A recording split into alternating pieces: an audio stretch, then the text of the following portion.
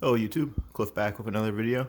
I got a series of videos planned out. I know it's been a while, but I've been getting some parts together. I've been going through my collection, been clearing some things out, getting some new things in. So what you see in front of us right now is parts of my collection, or stuff that I had in my collection. This is a Gigabyte GA880 GA-UD3H. This is a socket AM3 motherboard. It's got a 4 DDR3 RAM slots, 8 SATA ports. I believe these blue ones are SATA 3, and these two white ones are SATA 2. It's got 2 PCI Express x 16 slots, one running at 16, one running at by 4, 3 PCI slots, 2 PCIe X1 slots. So in this system, I had a Phenom II. I believe this was a 1045T, but I actually went ahead and I purchased a. It's a little worn on the IHS here, but this is a Phenom II X6 1110T. So this is the flagship original Phenom 2, or I guess one of the flagship Phenom 2 CPUs. It's 6 cores, 6 threads at 3.33 gigahertz, and I believe with a slight turbo boost up. I think that's one core only. This is in the early days of turbo boost. Clean some dust off the motherboard. I actually, when my second gaming PC actually ran a 1090T, so the one right below this, which I believe was clocked at 3.2 gigahertz. So what we're going to do is we're going to try out the CPU in 2021. We're going to play it against a few games. I have paired with it 16 gigs of this Patriot Sector 5 memory. This is running at DDR3, 1333 megahertz, but I believe the CPU could probably handle a little bit more, maybe, but this is definitely a safe speed to combine with this. In terms of performance, this is probably still going to be a good CPU for average use, like office use, like watching YouTube videos, especially if you pair it with a decent GPU, or editing like Word documents and spreadsheets. I mean, there are 6, total cores on this. I believe this is K10 or whatever like evolution of K10 it was. It's basically based off the Phenom series before it, and comparative to the FX series, the Phenom 2 was actually faster clock per clock. Well, at least the early FX series. What was the original release? Was it Vishera? Was the code name of the original FX release? Basically, they clocked them. If you clocked the Vishera and the Phenom 2 at the same clock speed, the Phenom 2 actually kind of outperformed it most of the time, which is pretty bad if you're releasing what's supposed to be a groundbreaking product. And that explains why AMD put themselves in such a bad position at the time. They're clustered multi-threaded on the CMT approach on their FX processors was just not very good. And although, I mean, they hold up somewhat well in multi-threaded applications these days, just single-threaded performance was abysmal, and also power consumption was terrible, and heat output. It's compared to, especially to the Intel chips at that time. So we're going to go ahead and test the Phenom 2. There's going to be some limitations to it. It does not have SSE 4.1 or 4.2. I forget which one exactly it is, but that means games like, and it doesn't have AES, so that means newer games, especially Ubisoft games. I know Apex Legends will not run on this CPU, so we're going to be bound by instruction set limitations. Like, I don't think you can run Cyberpunk on this. Cyberpunk originally needed AES instructions as well, but they then put in a fix for that. But definitely needs SSE 4.1 or 4.2. I forget the exact subversion number, but this one does not. The Phenom 2 series does not have it. So the nice things about still going with a Phenom 2 platform, though, is that you have DDR3 memory easily available. You have SATA 3 natively, so you could use an SSD and get the full speed. Relatively the full speed. I mean, it still is going to be bottlenecked by the hypertransport links if you have multiple of them and the chipset. This is a board with integrated graphics, actually. This is an onboard HD 4250, I believe. So you can use this with onboard graphics if you need to. Windows 10 driver support would be a little bit iffy with that, because this is a based off Terrascale 2, or just the original Terrascale, I believe, of the 4000 series. We're going to pair this with a GTX 970 today. That is going to basically be I mean, we're not going to be saturating that 970 with this CPU. We're going to be almost exclusively CPU bound in any gaming test for the games we will test, and we'll see how it goes. I think we're going to have some pretty good results depending on the game. And we'll see that this. Well, I mean, we already know that 6-core CPU is still usable these days. It's just even if it's an old one.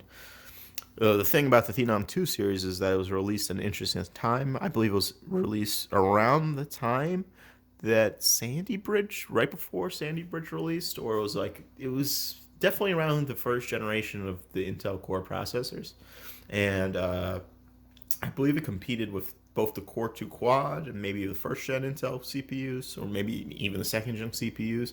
It was just I know Bulldozer only released like maybe a year after, not Bulldozer, the FX released only about a year afterwards. So, I mean, compared to a Core 2 Quad, these are faster. And compared to like the first gen I series processors, the first gen I series processors will probably be a little bit more useful these days because I think they have that SSE 4.1, 4.2 instruction, so you could play games like maybe like Cyberpunk on it. Don't quote me on that. I'm just spitballing here, but if it had to compete with a second gen Intel CPU, these would get blown out of the water. Uh, Especially the legendary, 2500K, the i5 2500K, and the 2700K were just such good. The i7 2700K were just such good CPUs for their time back when Intel was actually innovating. But then they realized they could stick on 4 cores and 8 threads for 5-6 years because FX was just so bad. So I'm gonna go ahead. I'm gonna install CPU, install the RAM, get my test bench set up, and put the GPU on, install Windows 10, and we're gonna update all the drivers, and we'll play a few games. And the cooler we'll be using today, this is definitely what I would not recommend to cool this chip, but this is only for testing purposes. This is just like a stock AM3 CPU cooler. I found another cooler in my parts box, but it was actually for socket 939, so I won't be able to use it. I think you could kind of maybe get away with it, but it wasn't making good contact. So what I'm gonna do is set everything up, and I'll get back to you. So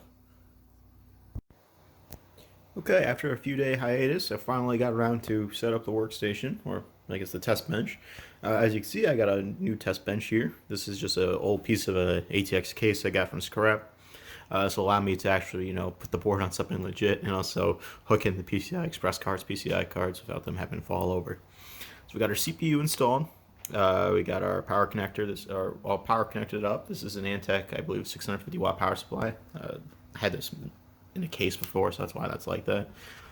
We got our 16 gigs of DDR3 memory. We're going to be using just integrated video to test it and install Windows 10 for right now. I'll install a video card in a little bit. We have a 160 gig Intel SSD to boot off of, and I'm going to make this 750 gig laptop hard drive my Steam game drive. So let's go ahead and hop into the BIOS. So here we are in the BIOS. Looks like the CPU is at 3.3 gigahertz, so I did actually buy the right one. So core performance boost is enabled. Looks like there's a turbo up to 3.7 gigahertz. I'm guessing that's only one core. I had to set the memory speed manually to 1333 megahertz. You could technically set it up to 1600 megahertz, looks like. So HT links at 2 gigahertz. Check around, make sure everything looks alright. Yeah, we got our 16 gigs of memory, something that's used by the iGPU. Yep, it's all good. Yep. 6 cores, so yeah, this is a 1010. This is a 1100T, 1100T. Yeah, I think it's so. And let's see if it detects all my drives. It does give. I'm not a big fan of these older BIOSes like this, where they don't really list as much as they could, but everything looks good. Let's see the temps. Oh, you know what? It's actually not bad. I mean, it's just idling at the BIOS, but 30 degrees Celsius on that little tiny heatsink we have. So, all right, let's go ahead. Exit without saving, and I believe it's F12 on this motherboard to get to the boot menu. I'm gonna go ahead and install Windows 10 on the SSD. Like I said earlier, the SATA portion of the motherboard is SATA 3, so we'll actually get full speed on the SSD, which is kind of interesting considering the age of this platform. Let's see, USB HDD, would that work? Yep, okay. Alright, so I'm going to go ahead, I'm going to install Windows 10, 64-bit, and I'll get back to you once I have all the drivers installed. And I'm going to put a video card in the machine. ended up finding a GeForce GTX 960, so that's what we'll be using for the video output in the gaming results on this system. So okay, so I got Windows installed, all the drivers updated as you can see. Let's go to Device Manager real quickly. We have our 2 disk drives, we have our GTX 960. I have all the drivers installed for the SATA controllers and stuff. Looks like there is a Realtek chip providing the gigabit Ethernet connection. There's only one Ethernet port on the board. We have our 6 cores for our Phenom II X6 1110 or 1100 1100T. Yeah, 1100T. So, and let's see, whatever it is, you know what it is. These numbers. Yeah, I'm gonna go pro doing this anytime soon. Can't even pronounce numbers. Maybe if I had a script or something, it would be better. I forgot this board had USB 3 on it. That's nice. So it has SATA 3 and USB 3. So some modern features on an older board. Let's go ahead and fire up CPU Z.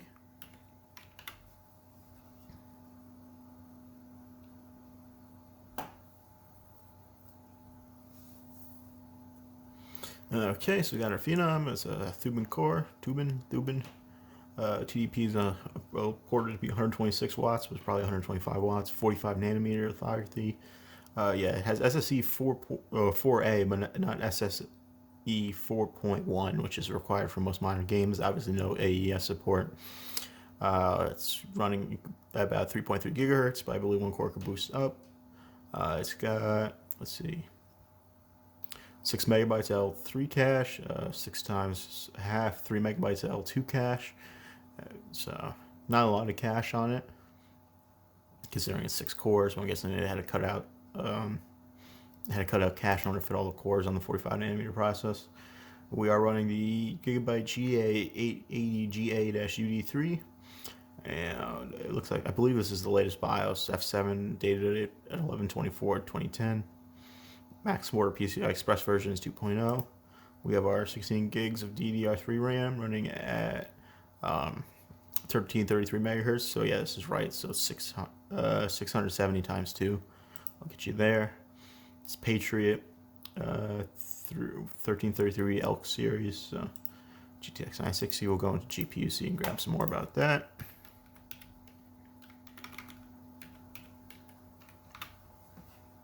Oh, I realized I never set the time right. I need that for some networking.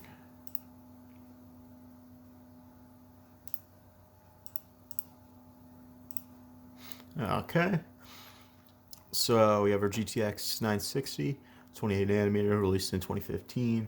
It's got 1,024 shaders, or what they call CUDA cores, I believe. No, not CUDA cores. 1,024 shaders. Is that cool? Is that what they call CUDA cores? Wow, I'm really doing my research during this. 2 billion transistors, 2.9 billion transistors, I believe. So, GM206, 2 gigs of GDR5 memory. It supports DirectX 12. It is running at a cool 27 degrees. It's a little cold in my apartment anyway. Let's also check hardware monitor. Wow, I guess that little heatsink is allegedly keeping this Phenom cool, but we'll see about that. I'm going to run a Cinebench, and I'm going to run a pass mark, and we'll see the temperatures on it. So I'm going to start a pass mark, and I will come back with the, it's called performance test. I'm going to run a performance test, and we'll see how it goes. So after definitely a long time, our CPU's finished a Cinebench run. This is R23, and we scored 527 points in single-threaded.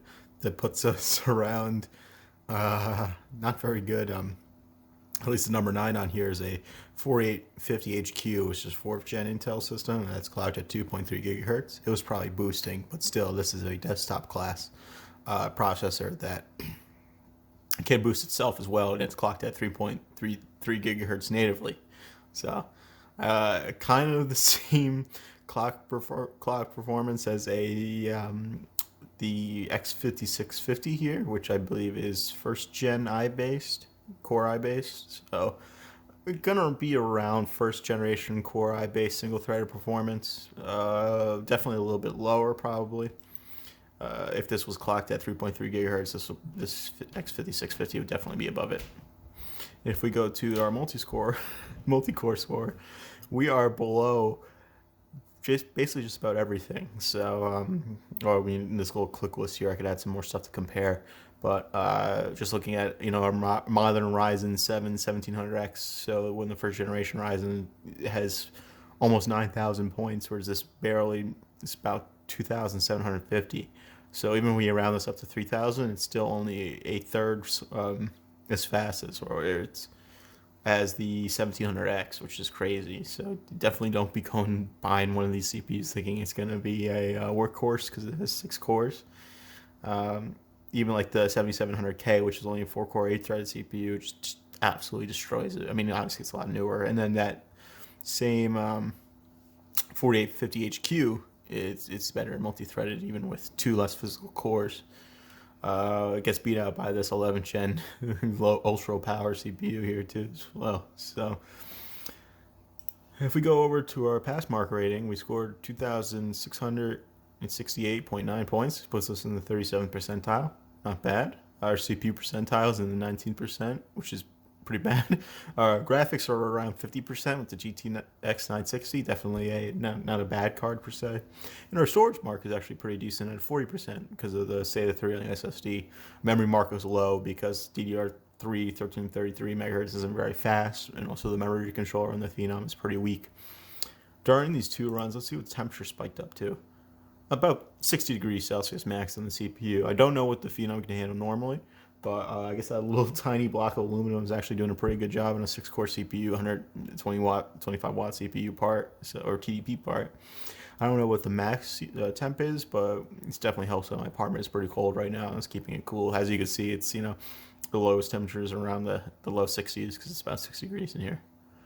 So next thing I'm going to do is install a suite of games, and we'll play some games and see how the system plays. So I'll be back in probably about like 5 hours at this point. I have to download all those games to the hard drive. That 750 gig hard drive, I'm going to make my Steam game library so I don't have to keep re-downloading them every time.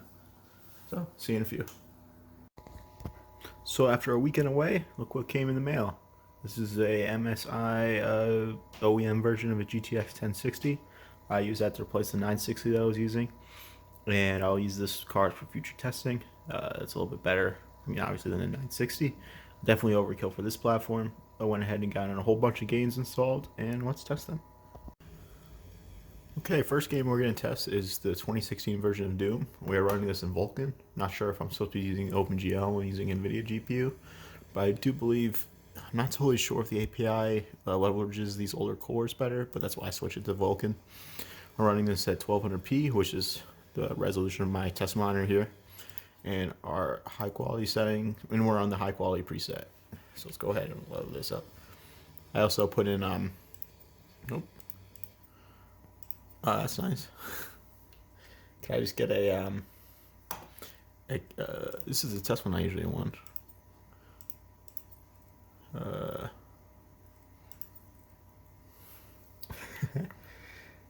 Just when you don't test anything, right? Let's just go here. Let's just go here. There we go. This game is running on the hard drive, so it's not going to have any fast loading times. So I tried the 2020 version of, Doom Eternal, but it requires SSE 4.2, so it doesn't even launch. When I go to launch it in Steam, it just quits out immediately. So this is the only version of Doom that will run on the CPU.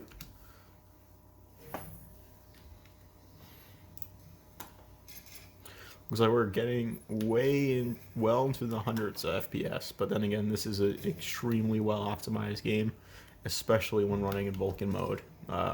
Looks like it's leveraging all 6 CPU cores pretty efficiently. They're all running in the high to low 80s, and even 90s, which is great. So, this is definitely a smooth and playable experience with this CPU. Then again, we have a very powerful GPU, which is the game is able to leverage. And this is an older game, so Still a good looking game though. So okay, I'm just gonna kill a few more demons here. Sorry if I'm playing terribly. I'm using this keyboard combination that I usually only use for imaging work the machines. Alright, let's go ahead and let's try another game. Next game we're testing is BioShock Infinite. Again, another relatively older game. We're at 1200p. We're at the very high preset. Let's go ahead and let's load up a game. Just load a chapter. I don't really get many choices. Okay. Let's go ahead and hit continue. Looks like right now we're using, we're getting around hundreds of FPS in just the menu. I don't think I'll be able to get to a combat scene right now, but this will be pretty accurate of what it would be like. Accurate? Something like that. And see, we're getting over around 100 FPS right now.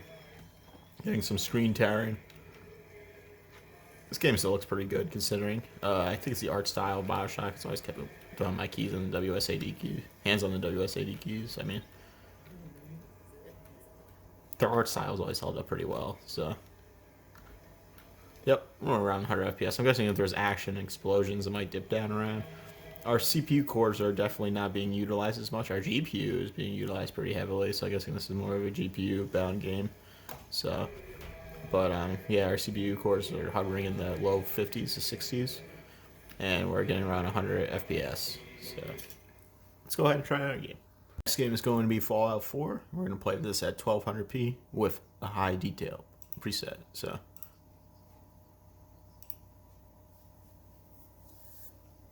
Again, this is another older game, I think 2015.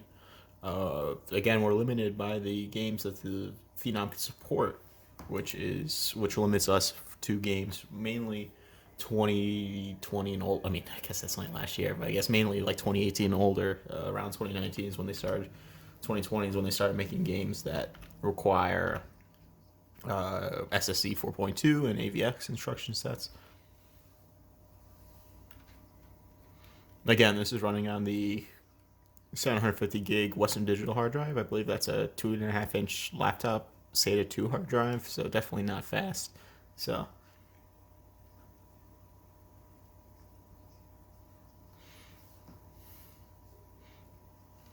Fallout 4, I was a little disappointed in. It was alright, but just definitely wasn't Fallout 3 or Fallout New Vegas. The storytelling was a little bit weaker. Had some good elements into it. So it looks like we're getting around 60 FPS. And this is Sanctuary, obviously. So this is a game I probably started a long time ago. Go to third person mode. Yeah, this will probably run around 60 to low 40s at this configuration. Definitely would have to drop the some of the settings in order to make this a better experience. So.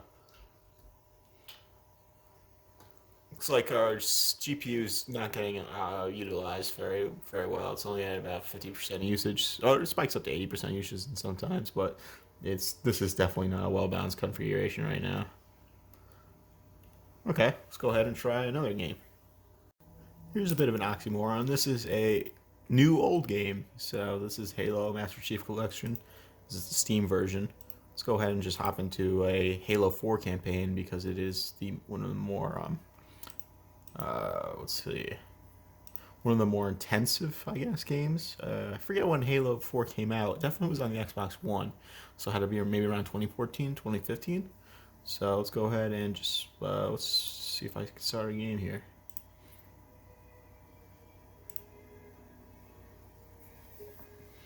The Halo Master Chief Collection on PC has been great. Definitely recommend it if you're a fan of the series. This is not Microsoft sponsored, but you really do get a lot of content for it. And they put out, the new Halo 4 campaign for free and stuff. So, and the multiplayer if you're into that.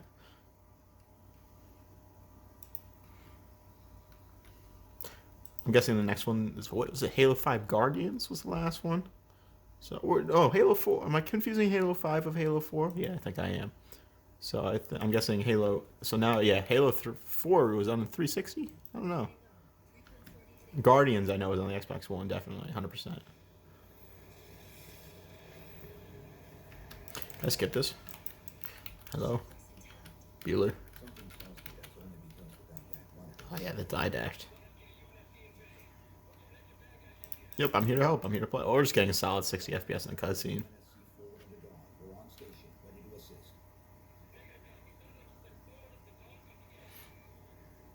Just say this is the Master Chief.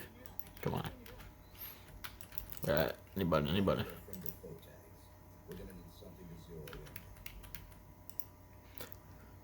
Oh, space to skip. I couldn't see it under the river tuna statistics. Oh, okay.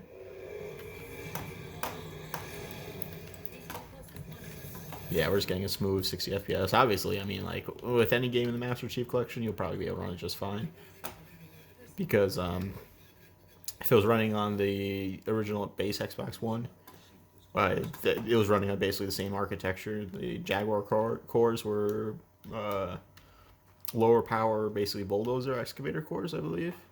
I mean, so the IPC of it, the Xbox 360, I mean the Xbox One, the original one was terrible, and even the Xbox One X. So yeah, give me the DMR.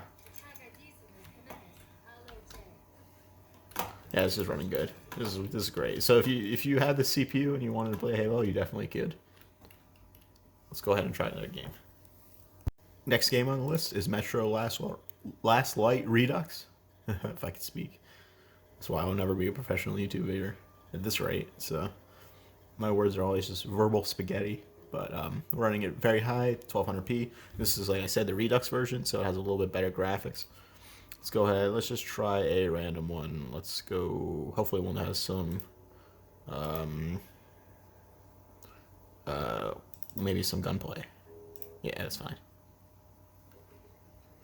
If you never played the Metro games, they're pretty good. I'd recommend obviously getting the Redux versions. They're a little bit, more polished, but it's got a good story, some fun gameplay.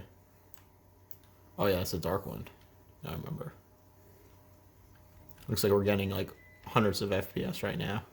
So this is an older game as well. Yeah, still getting hundreds of FPS. It's definitely hammering the GPU hard. 100% usage.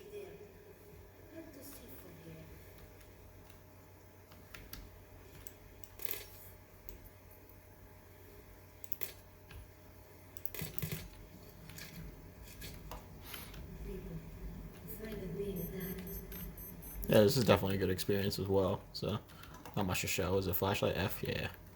Help if I could get like scenes down, like or certain levels. But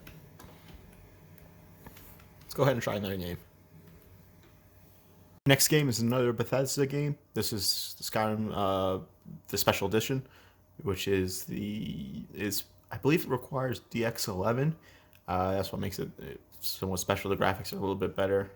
And apparently, I think there was more bugs in this version, or at least at a release or something. Or there's some joke about it being like they didn't fix the bugs. They made the graphics look better, but it's definitely a buggy game when it launched. Skyrim itself, I think, launched in 2011, the original version. So I think this is based on the same engine that Fallout 4 is based on. Possibly, I could be wrong. Let's go ahead and just hit continue. I think I have a save game when I'm in light run. Yeah. This is the gameplay you came to see. So.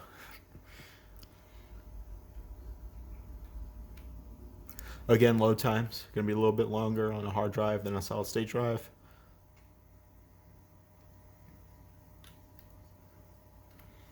Oh, I am overburdened and I'm carrying too much. Well, the FPS is locked. Well, I mean, it might be best when that's the game to lock it at 60 FPS because weird things happen when you crank it up. But it looks like we're getting 60 FPS. Do I have a weapon drawn? Yes, I do. Oh, now I'm unencumbered, so.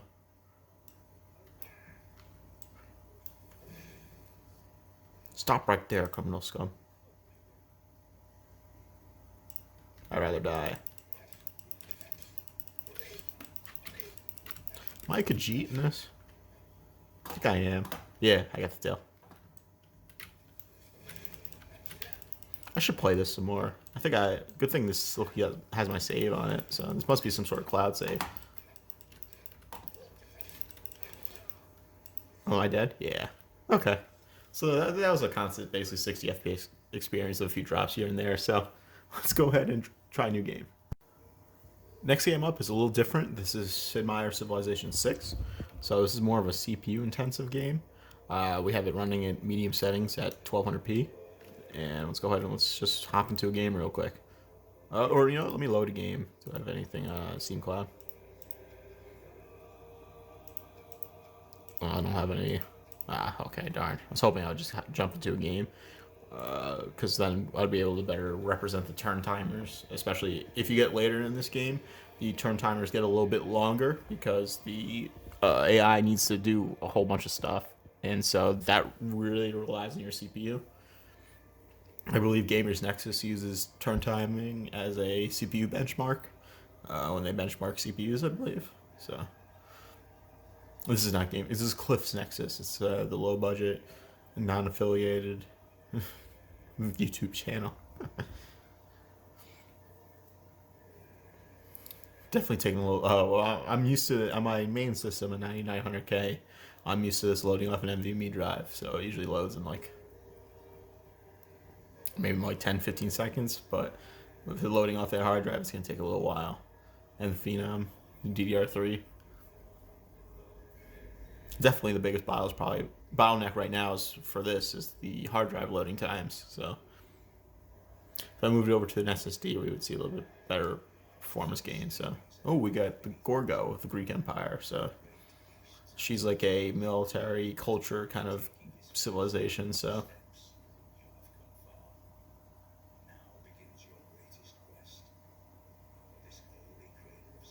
the only thing I gotta worry about is if I start playing this, I might and then keep on playing. So I gotta make sure I only do a few turns, otherwise I won't be able to test any more games. I think I have a few more that I want to test, and then I'll wrap this rambling,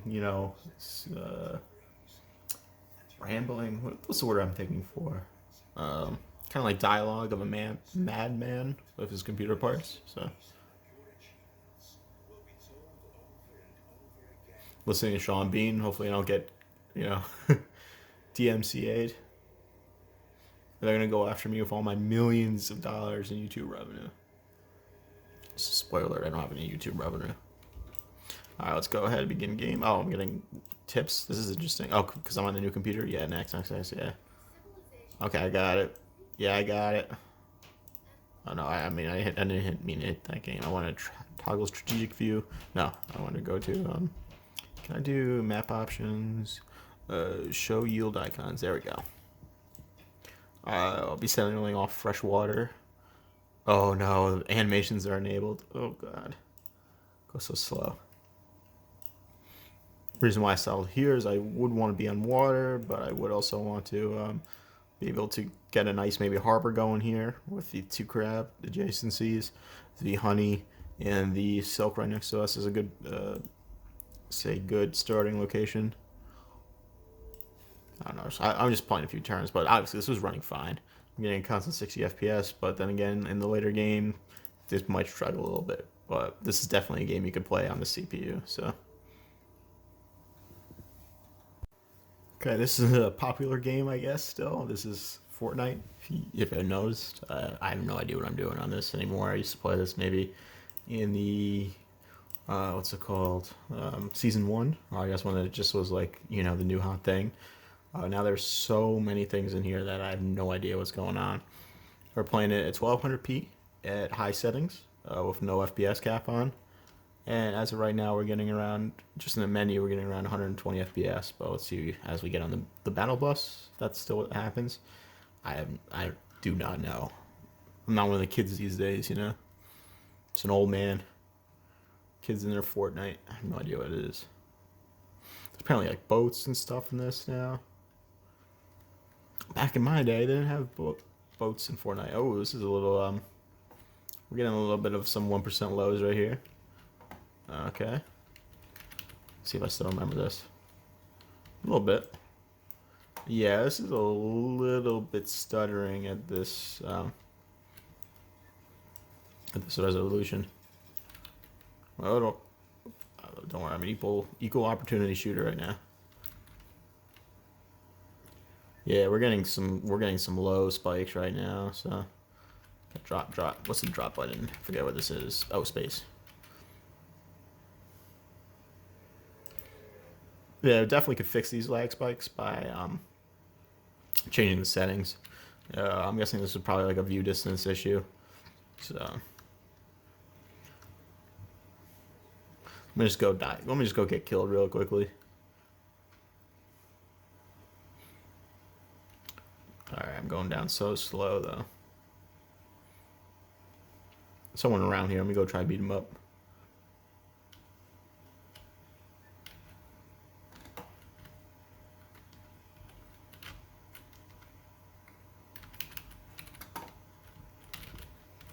Look at me.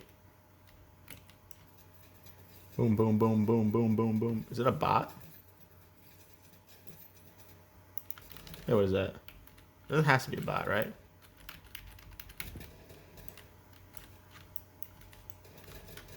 Yeah, it's not a real person. Is that a robot? Alright. We'll go handle this the old-fashioned way, you know? I have no idea what's going on right now. Oh, what is this? Beats me, but oh well. Yeah, that definitely was a bot, so. Okay, that's how good I am, so let's go ahead and try another game. Tried Apex Legends, and as expected, got a CPU error because this game can't run. So let's go ahead and try a different game.